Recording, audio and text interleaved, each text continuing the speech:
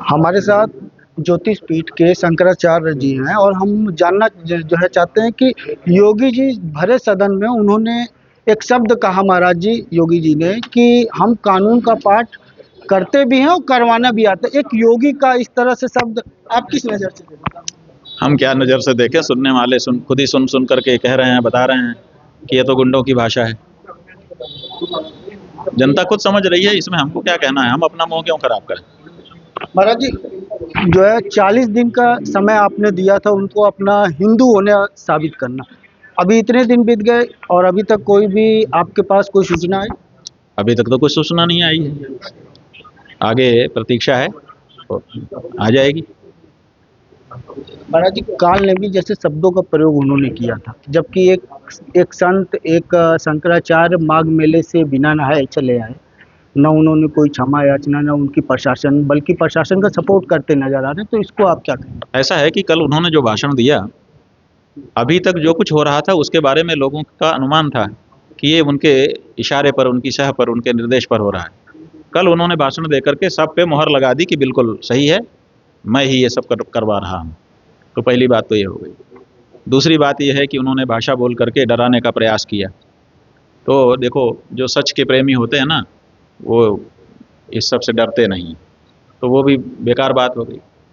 उन्होंने वहाँ पर अपना ज्ञान बघारा, 4 पीठ का नाम लिया, 4 महावाक्य बोलना जा रहे थे, वो बोल ही नहीं पाए। इससे उनकी मूर्खता भी प्रकट हो गई कि इनका अध्यात्म के बारे में कोई ज़्यादा इतना मतलब बेसिक भी नहीं है कि कम से कम वेद का एक महावाक्य पढ़ करके सही बोल उच्चारण कर सकें, तो उसमें भी फेल हो गए।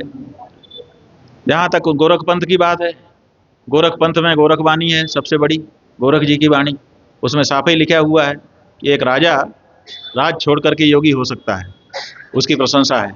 लेकिन कोई जोगी योग धारण करने के बाद अगर राजा बनता है तो नरक में जाएगा।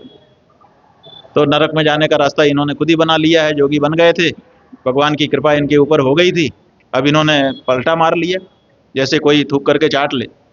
जिस संपत्ति को छोड़ करके त्यागी बने थे आप, योगी बने थे, फिर उसी की ओर आ गए। जिस संसार को छोड़ा था उसी संसार की व्यवस्था करने के लिए फिर आ गए, तो क्या रहा। तो ऐसी परिस्थिति में इनकी कलई खुलती चली जा रही है कि ये ना तो संत हैं, ना तो महंत हैं, ना तो हिंदू हैं। ये जो प्रश्न खड़े हुए थे उसी की पुष्टि एक एक दिन जैसे जैसे बढ़ रहा है होती चली जा रही है। लेकिन अंतिम रूप से अभी हम घोषित नहीं कर सकते, क्योंकि अभी 40 दिन का मेजर पार्ट बाकी है। पहले वो पूरा होने दिया जाए, प्रतीक्षा की जाएगी। बड़े धीरज के साथ हम लोग 40 दिन की प्रतीक्षा करेंगे।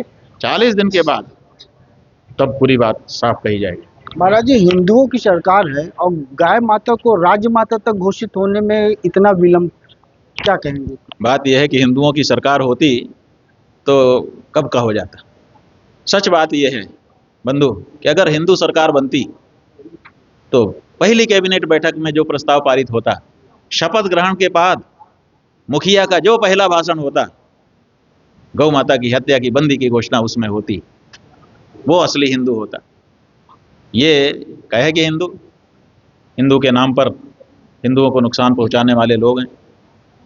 छद्म रूप धारण करके, जैसे सन्यासी का वेश धारण करके रावण आया था और सीता माता का हरण करके उनको दुख दे रहा था, ऐसी ही हालत आज हिंदू समाज की हो गई। सन्यासी का वेश में हमने समझा कि सन्यासी है, ये तो सब अलग ही निकल रहे हैं। तो ये है हमारे साथ ज्योतिष पीठ के शंकराचार्य महाराज जी, जिन्होंने ये साफ कहा कि 40 दिन का समय दिया गया है उनको अपना हिंदुत्व और हिंदू होना साबित करने के लिए। वाराणसी से न्यूज़ 24 के लिए अतिकेश श्रीवास्तव की।